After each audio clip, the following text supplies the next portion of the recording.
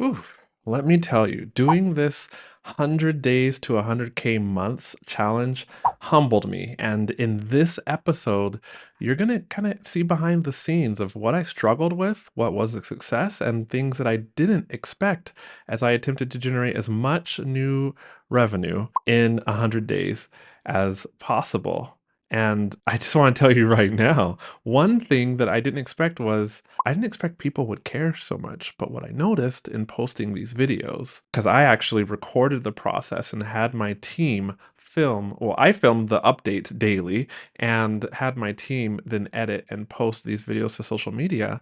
What I didn't expect was that, people who followed me would actually care about my journey to 100K months. And some people would encourage me onward in the comments, and other people would DM me and say that they were watching.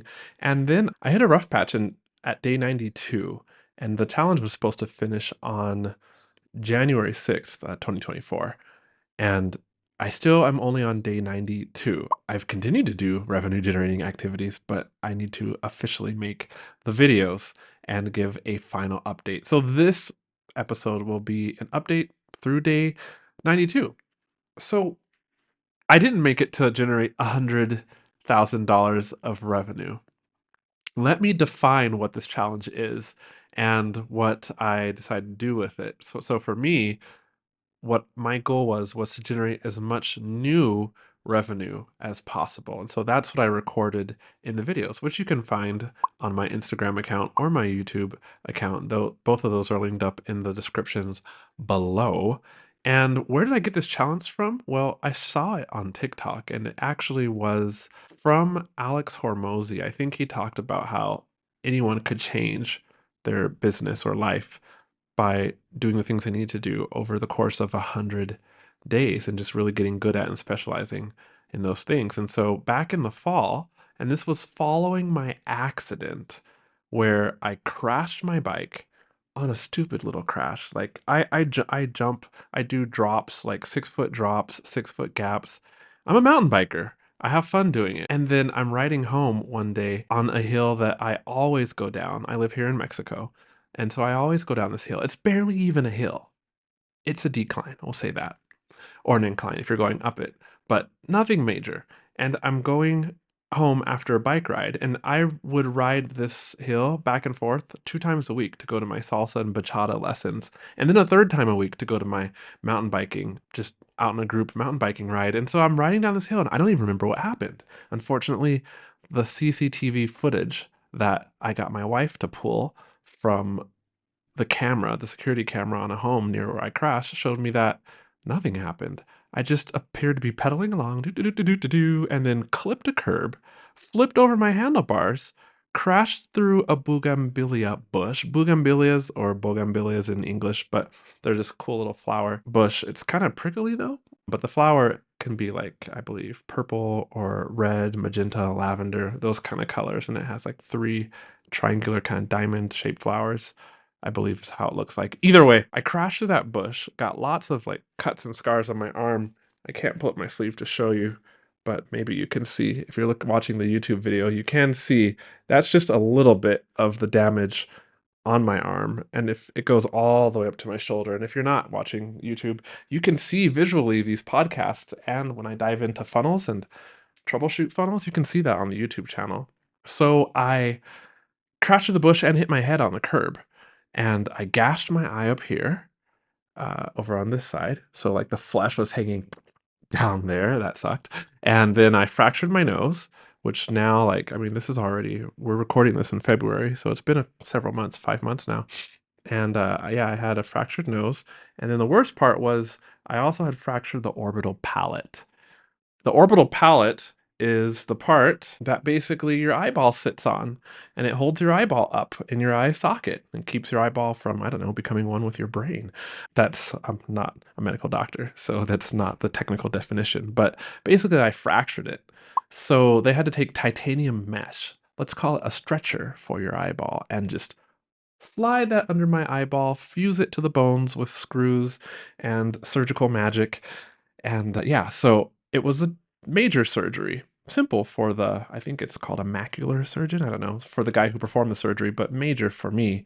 And so that saw me out in my bed for 3 weeks where I just couldn't do anything. And I wasn't supposed to look at screens because how they do it is they take a shoehorn, effectively. I'm sure there's a better term for it, and they wedge that thing under your eye and then lift your eye or cram it as high as they can into the top of your eye socket so that, they can stick iPhone 16 parts or 15, whatever the latest one is, to use titanium as the framing of the phone. But basically, stick that titanium mesh under your eyeball and put all the screws in. And so they did that. And so the way the surgeon described it to me, and I'm going to come back, I'm getting to the challenge, but the way the surgeon described it to me is we had to manipulate your eye a lot. So there will be a long recovery. And I'm like, okay, cool. And then a week later at the checkup, when he pulls out his skull on the desk and shows me what they did, and then he decided to show me pictures of the surgery. I don't recommend that. Then I was like, oh shoot. Okay, so that happened, and I was out. I couldn't do work because I couldn't look at screens. Because when you look at a screen, your eye actually moves around a lot, and all that movement fatigues the eye or hurts. And so it would only take me less than 30 minutes for my eye to really hurt, and this was with a ton of pain meds. And so that was the context for me starting this challenge. Because I'm like, well, I figure if I can generate more revenue while I'm not able to work. And so, yeah, I rested for the most part for those first 3 weeks and then 4 weeks, and now it happened September 16th, so now we're into the end of October, and I started the challenge sometime the end of October, early November. So, some things that I learned. Well, on the way to generating more money, I learned that not all revenue generating activities are created equal. So, what I tried to do was just take 100 minutes, which let's just call it an hour and a half, and block out that time on my calendar at the beginning of every business day. And I was just going to just do all the activities in that time, no matter what. And that was a challenge. Why was that such a challenge? Because I run an ads management business and I had just launched a course. And so that was a challenge because I had to then figure out how to reschedule and make sure that account management happened every day and that project management, well, ads management is different from project management. Both of those needed to happen every day, and I needed to do my lead gen activity. So what did I do? I got up earlier to do it. So I did learn a lot about time management. I learned a lot about accountability, that I'm nowhere near as consistent as I would like to think I was, but telling my team was one level of accountability. Telling you, as you follow me on Instagram or on YouTube, was another level of accountability. My wife is then expecting the money to roll in. That was another level of accountability. I didn't tell my parents. And another thing I might add is my Instagram account, and I'm sure you might have struggled with this decision. When you first started your business, did you create a brand new business account or did you just convert your personal Instagram account into your business account? Well, I took my personal Instagram account and just started using it for business when I became the host of this podcast. And so that was also accountability, but it was kind of weird because I noticed that my friends, who how friends just see you different. Like, we're in this world, this weird world of online course creators and online business owners where it's like okay to share revenue numbers, which I'll tell you how much new revenue I generated at the end of this episode. And it's okay to share this, money gain, money loss, like, oh yeah, I'm grossing so much revenue this year. And people just don't do that in normal life. Even I had this one guy, John Mendez. He'll be on an upcoming episode. He's an AI expert and AI coach. And I was telling him that, I serve course creators primarily who are in the low six figures, 250,000 gross annual revenue a year, and want to scale up to the high six figures, like 900 grand a year. Like, I serve them with ads management. And he was saying, that how weird that actually is and how that sounds? Like, we're just on this podcast throwing around these numbers. Like, that's most people. Like, already that's only I think it's like in the top 5% of income earners in the US, and like going on up to like maybe the top 2%. Again, you can Google those stats. I'm just guesstimating.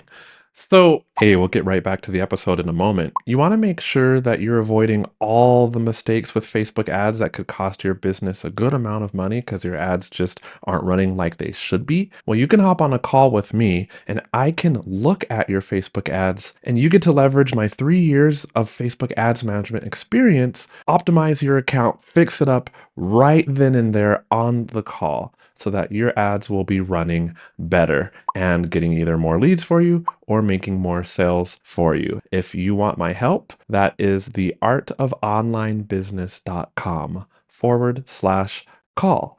And we can hop on Zoom together and you will learn so much as I fix your ads for you. All right, now back to the episode. There was a lot of accountability that I had all of a sudden to do the things that grew my business. And I realized I had to clearly figure out what would grow my business. And so I started with the things I thought, which would be revenue generating activities like recording this podcast, like reaching out to people to be on the podcast, planning the podcast, right? DMing people on Facebook or on Instagram. This was a challenging one for me, like sliding into somebody's DMs who I didn't know who had liked a video because we take the podcast videos and my team edits short form videos from those and then they're posted to social media. And the person who is in the podcast episode is tagged as a collaborator so that my videos, which they're pretty good, the short form videos, I love them, you know? And then those videos also show up not just in my feed, but also in the collaborator's feed. And so I had from the beginning set out to make videos that were worth watching, you know? Maybe even aspire to be the quality of short form videos of like Alex Hormozy. Everybody sees his stuff, right? Or Ryan Pineda. But I decided to have our videos edited in a different way. So I would then DM people who liked the videos and start up a conversation. That was challenging for me because I had to start conversations in a non-sleazy way, but also in a way that was getting to know somebody, but then got to know why they were following me or why they liked one of my videos. Was it just that they wanted to learn ads management strategies, or were they looking for an ads manager? So here's one thing I really learned. I learned how to have a human conversation, but I also learned how to be even more, I don't want to say pleasant because I'm always pleasant, but you just can't directly go and ask somebody, hey, so why are you following me? Why do you like the video? Do you want to do business with me or do you just want to learn for yourself? Even though that does help someone because I believe selling is serving.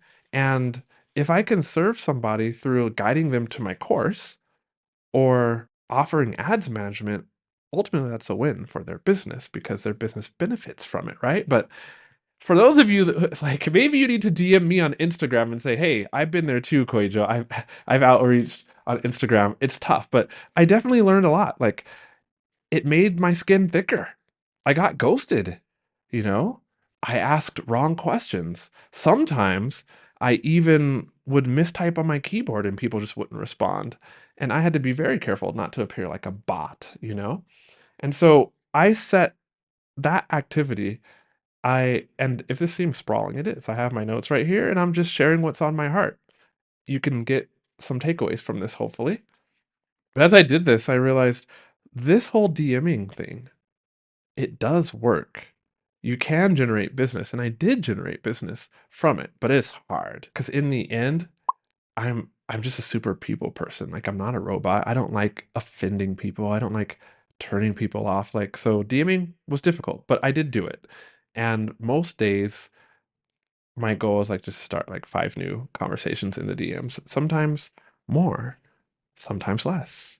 So what's something else I did for ad generating revenue? I made sure to post these videos to Instagram, to TikTok, to Facebook, to YouTube.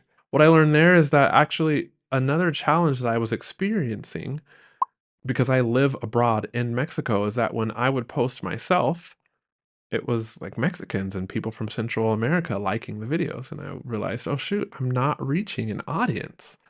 Well, I want to reach an audience in the States. So then I had to find a social media manager, someone to post my videos from the States. And so that was challenging. And not every platform was the same. So here's a little tidbit. Like if you're traveling abroad with TikTok, TikTok notices that you're abroad and you start to see content that's not from your home country. And so that didn't seem to be as much of the case with Instagrams, and the people seeing the videos and liking my videos were still Americans. And that didn't seem to be much of an issue for YouTube. But what I had went ahead and did is had everyone or all videos posted from the States, from a social media manager. So I learned about revenue. It didn't increase overnight. It did increase, thank God, but it didn't increase overnight. And so I realized that all these revenue generating activities were not created equally. And some generated more immediate revenue, and some took longer, like recording podcast episodes. That doesn't always generate immediate revenue. When I record an ad to put on a podcast episode, that could generate immediate revenue. What I learned too is not every ad is created equal, and I had to practice different ads. I have plenty of different ads that have gone up on the podcast offering my services, and not everyone yielded the same result. I got a lot better at delegating tasks within my business. I got taught a big lesson. Well, this whole thing humbled me. And again, I'll share where I got to in new revenue at the end of the podcast coming up here. But this humbled me because I realized when you do some of these activities that are truly moving the needle, then you create momentum, as in people responding to you, new emails coming in, more guests requesting to be on the podcast, either unsolicited or people who you'd reached out to be on the podcast. But there's just more stuff happening. And then you realize if you don't have systems for that stuff becomes overwhelming. That was humbling. I realized that in order to grow, I should have been focusing on these revenue generating activities all along, and I would have grown sooner. I also ended up starting a new format of collaboration. Before this challenge, the Q&A video collabs that you've seen on Instagram, where I have a collaborator, they ask me a question and I give an answer. And then there's another video where I ask them a question and then they give an answer. And so then I post the videos to my feed, but I also tag them so that and ask them to be a collaborator on Instagram so that the videos show up on their feed too. And so that both of our audiences are grown. Lots of the people I collab with have a bigger audience than mine. So what do? I post the video to make up for that difference in audience size, which this is something you could do too. I post the video across all of my social media, tagging them to give them, more exposure than just the 500-ish people that follow me on Instagram. And so that was something new that was birthed out of this challenge. And then, doing the basics. Like I had sold around 90 courses at that point. So I was emailing people who had registered for my course, and I was reaching out to people who had already been on the podcast to be on the podcast again. The pacing was very hard. It was hard to keep the pace. And I did, though, for the most part. That's why I made it to video 92. And here is the new revenue generated. So in up through day 92, and these are business days, though I first started out working on the weekend and then realized that was a bad decision, I generated recurring revenue, $20,000, $20,900 of new recurring monthly revenue, and that would be in the form of ads management. And then grand total, I generated not 100K of new revenue. It was only so I guess then one-time fees and other courses being sold and strategy calls that I did, I generated a new $13,059 in revenue. So to me, that was quite humbling because I thought maybe naively that I could just get to 100K months. And my wife was rooting for me and she was praying for me and she was supporting me as I got my organizational act together, and we would walk and talk and dream. And I would talk to I mean, you know who you are, other online course creators and people who are just in my camp. And I thought I could get higher. I had hoped secretly that I could get to like $60,000 of monthly recurring revenue. So here's what I'll leave you with. That just that increase, which I didn't meet the goal of 100K, but I did get somewhere, that took a lot of personal growth. and my business had to grow a lot.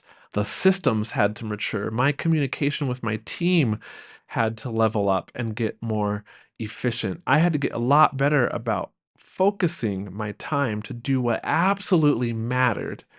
And so, do I recommend that you start a challenge like this? Yeah. You learn so much about yourself. But count the cost before you start, friend, which is that it will take commitment and dedication to finish it. And I hereby solemnly swear to finish those last 8 days.